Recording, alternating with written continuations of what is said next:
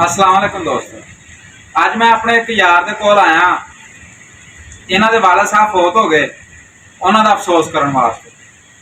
वो गल करदे पे सी कि जदों उन्हां दा अब्बा फौत होया ना, उन्हें 4 नसीहतां कीतियां कि पुत्त पहला झूठ नहीं मारना, दूसरा बुढ़ी नूं जूड़ पा के रखना, तीसरा हराम खाना, ते चौथा चौं कन्नां दी आड़ बनाउणी।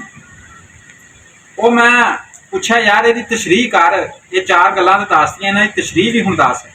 उन्हें कहा जिहड़ा पहला सी झूठ नहीं बोलना, वो ये वा कि एक झूठ बोल दिए है ना तो पता नहीं किन्ने झूठ बोल के उन्हें सच करने की कोशिश करी दी है, पर झूठ झूठ ही रहिंदा।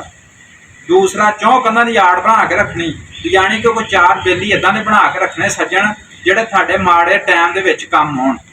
तीसरा हराम खाना, हराम खान तो मुराद है कि जो गुस्सा आवे उन्होंने पी लेना या उन्होंने खा लेना, उन्होंने अपने आप च समा जाना, गुस्से का इजहार नहीं करना। तो नंबर 4 बुढ़ी ने जूड़ पा के रखना। इस तो यह मुराद आ कि बुढ़ी ने 3-4 जवाक करके रखी गए, तो बुढ़ी फिर भज के मापियां वाल नहीं जाती, वो सहुरियां दे रहिंदी है। तो गल उन्हें बड़ियां चंगियां कीतियां। जे थानू इहदे विचों कोई गल चंगी लगी होवे, कमेंट दे विच अपनी राय का इजहार करो।